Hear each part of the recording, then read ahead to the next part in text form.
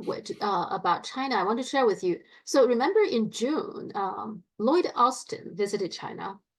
And at the time, there is not a whole lot we can read from the media. But apparently, these are the things he asked China to do. He said he asked China to do three things. Stop developing advanced weapons, stop working with Russia, and then cut the PLO, the People's Liberation Army forces, in half. These are the three things China needs to do, yeah, in order for the US to stop suppressing China. So when I was reading it, and in lots of people put comments in there, the netizens. One of them said, "Why don't we just stop breathing?" Yeah. I think that Lloyd Austin needs a cold shower. To be frank, I mean, this is one of the most preposterous things I have ever heard in my life. It doesn't surprise me, by the way. It's exactly the kind of lunacies that the Americans would come up with. All right, I mean, put pressure on the Russians. You could just about understand why they would want to do that. But the others, half the size of the People's Liberation Army, stop developing advanced weapons. I mean, again, do they know recent Chinese history? Do they know anything about the unequal treaties and what the Chinese people feel about those? Do they seriously believe that the current government in China, having brought China to the level that it has achieved now, is ever going to agree to even a fraction of this?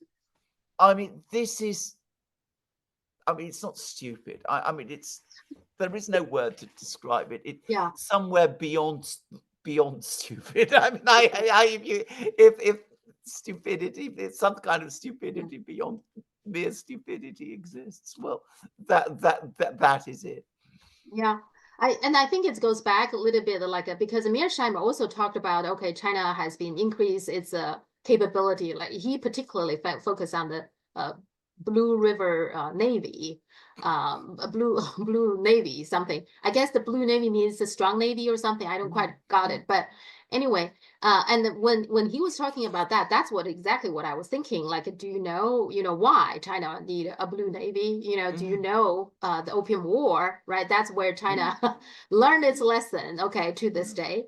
And the same thing, just like you said with Austin, that before he opened his mouth asking things like that, he really should do some research and learn something, right? And that's why this thing, this is a retired general. You see, in the Chinese media, sometimes I think the Chinese government will leak something to these people, retired people, and something they would talk about it, because I don't read it in the official report about this.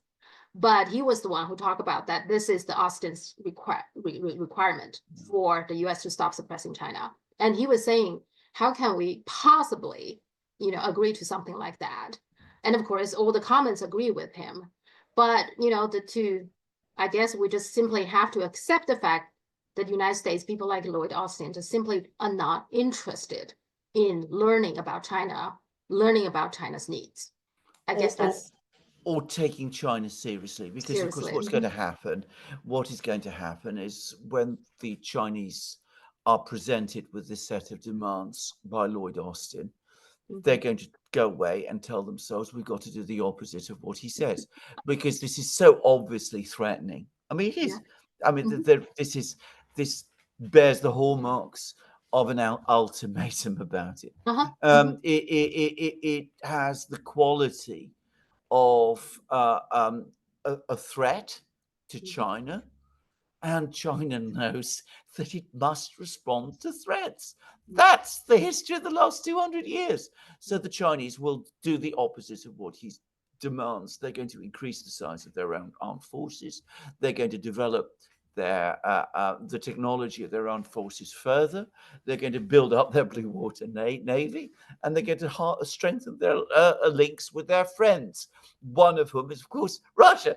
I mean, it is inevitable. This is so, as I said, it is so stupid. I have to say, I've always got the impression that Lloyd Austin was not, as we say in Britain, the sharpest knife in the drawer. In other words, he's not the cleverest man that you could possibly find. But I've no doubt that he does represent the general feeling of many people in the US. And, China, the world's biggest trader of manufactured goods, the country with the world's by far the biggest merchant fleet. It's got shipping that goes around the world. It is a Pacific power. The Pacific is the world's biggest ocean. And it's not allowed to have a navy. I mean, it's just absurd. Yeah, and exactly. I mean, they were going back to this conversation between Mearsheimer and Jeffrey Sachs. One of the panelists, one of those fancy people were talking about, okay, we need free navigation or something like that.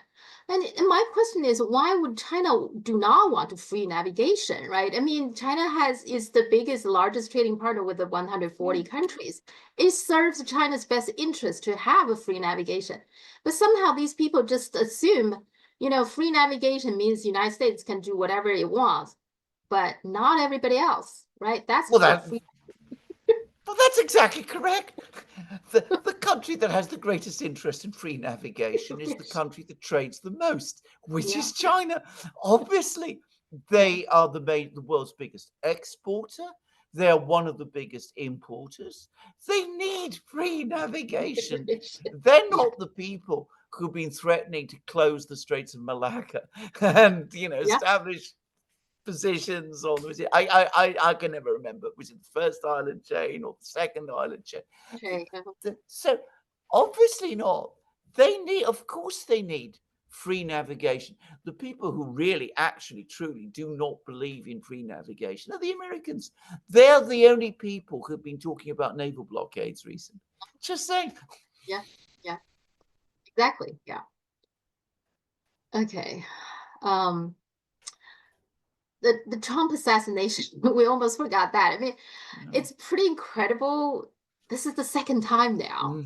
Now, Trump's own, he says that he believes that Biden and Harris are rhetoric to blame for the assassination attempt. Do you agree? Yes, in a simple word, of course I do. Not just Biden and Harris, everyone else, all of these other Democrats. Notice, by the way, that already one was almost tempted to say, what Trump assassination? I mean, the media, about half an hour of attention, a few articles about this guy wrote saying, what a nutcase he is, which he probably is, by the way. But the rhetoric about Trump, which is unrelenting, is incendiary and is almost inevitably going to result in attacks of this kind. Let me repeat again. I think I said this before in our previous programs when the first assassination took place. When I used to work in the Royal Courts of Justice in London, one of the most difficult parts of my job was to go into the police cells which exist under the Royal Courts of Justice and find all kinds of individuals, psychopaths, murderers, people of incredible levels of violence, incredibly angry, incredibly dangerous, and try and find lawyers who would represent them, because lawyers didn't want to represent them, which is unsurprising. And I used to meet these people, and what I found is that these individuals, more often than not, what drives them is extreme levels of anger, except often they're not clear what they are angry about. So if you spread stories about someone, if you go on and on and on and on and talk about them and say that he's a tyrant, a threat to democracy, a person who's going to do the most terrible things, you are giving people like that an excuse and a focus for that anger which they already feel. And that will attract them like a magnet, and only a small percentage will go all the way and will go out and try to assassinate Trump. But you only need one or two and we've already seen we've got to. But I think it's pretty incredible. That just we're living. I mean, on the one hand, people are telling us, I mean, Kamala Harris said in the debate, okay, violent crimes has gone down, but not at this level. I mean, well, I mean, first of all, apparently that assertion was wrong. I mean, it wasn't even true. But you absolutely. I mean, and of course they know it. If the situation were reversed, if there had been 2 assassination attempts against Kamala Harris, you can imagine what all of these people would be saying. They'd be trotting out all the stories about, Charlottesville, Trump's support for white supremacists, which he didn't actually say, but they'll be regurgitating all of that. January 6th, the culture of violence on the other side, the rhetoric on the other side. Which, to be very clear, is far less than what we get from the Democrat side. But if it was the other side, they would not hesitate. They would definitely say the rhetoric coming from the right explains the attacks on the left. I use right and left in the way that they're used amongst the politicians, because I don't really believe these people are either right or left on either side, or at least not in any sense that I understand. But, because, it's Trump. Yeah. They pretend that there's nothing to see there, nothing to hear there, that all of this rhetoric is really not connected to what has happened. Yeah. And the other thing that got lots of attention in the Chinese media is, which the mainstream media should pay attention, but they don't, which is the Congress, the House passed the bill. It's basically anti-China propaganda bill. Yeah. It allocated $1.625 billion for 5 years to basically promote anti-China propaganda. That's what this bill is. Yeah. Now, so there are plenty of people, self-media people are saying, okay, this is what you accuse Russia is doing. And when Russia is doing this, I mean, we can discuss whether Russia has been doing that, but that they accuse Russia doing this. That is totally wrong. And, we demand all kinds of investigation, this and that. But it's totally fine. We're doing that to China. Yeah. Right. Well, and go on.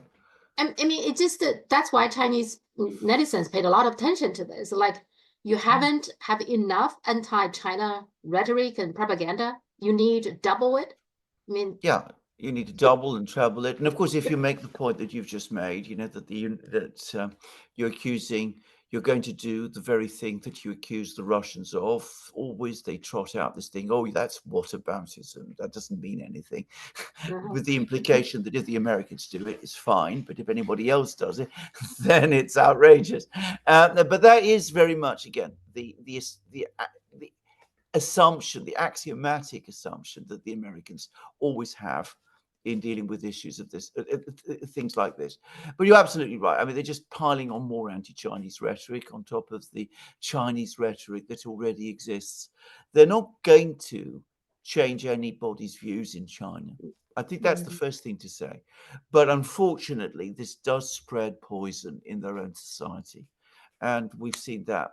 Even many people, I mean, as you rightly say, I mean, I don't think most people in the United States are hostile to China. I don't think most people in the United States are antagonistic to China or to the Chinese culture or anything of that kind. But I think that it is creating a sort of sentiment among some people in America that there's something bad and threatening about China, even though they're never quite able to say exactly what it is. Yeah, a little bit like this assassin, right? Some kind of anger issue to start with. They always need something or somebody to blame for. Yeah, exactly. So they've lost their job. It's not, sort of economic forces or whatever. It's China that's responsible, or the mismanagement of the American economy. It's the Chinese who to blame. Yeah.